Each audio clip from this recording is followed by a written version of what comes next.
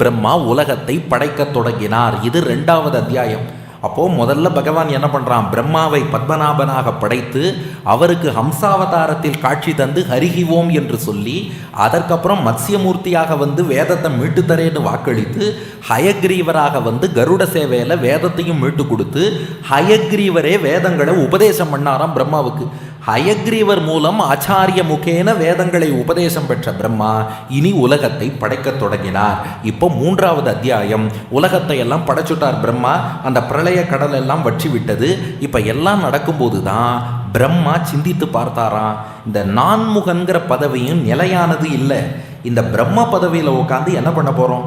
வைகுண்டம் மோட்சம் போய் பெருமாளுக்கு கைங்கரியம் பண்ணால் எவ்வளோ ஆனந்தமாக இருக்கும். மோட்சம் போகணுங்கிற விருப்பம் பிரம்மாவுக்கு வந்தது. அதனால் பிரம்மா சத்தியலோகத்திலேருந்து புறப்பட்டு திருப்பார்கடலுக்கு போனாராம். திருப்பார்கடலில் போய் பெருமாளை குறித்து தவம் புரிந்தாராம். இது பிரம்மா புரிந்த 5வது தபஸ். முதல் தபஸ் ஓம் பூஹு, 2 ஓம் புவஹா, 3 ஓம் சுவஹா, 4 ஓம் மகஹா. 4 தபஸ் பண்ணி உலகங்களை படைத்தார்.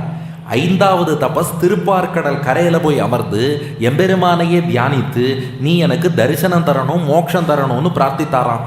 இப்போ பிரம்மாவுக்காக எம்பெருமான் காட்சியளித்தான். எப்படின்னா கூர்மாவதாரம். அந்த திருப்பார்கடல்லையே ஆமை வடிவத்தில் கூர்மமூர்த்தியாக சேவை சாதித்தாராம். இந்த கூர்மாவதாரத்தை சேவிச்சுட்டு பிரம்மா கேட்டாராம், பகவானே, என்கிட்ட ஒவ்வொரு முறை நீ வரும்போதும் ஏதாவது வித்தியாசமான வடிவத்தை எடுத்துன்னு வர. முதல்ல அன்னப்பறவையாக வந்தாய், அப்புறம் மீனாக வந்தாய், அடுத்து குதிரையாக வந்தாய், இப்போது ஆமையாக வந்தாய். உனக்குன்னு ஒரு வடிவம் கிடையாதா? உனக்குன்னு ஒரு வடிவம் இருக்குமோ இல்லையோ, அந்த வடிவத்தை நீ எனக்கு காட்ட வேண்டும்னார்.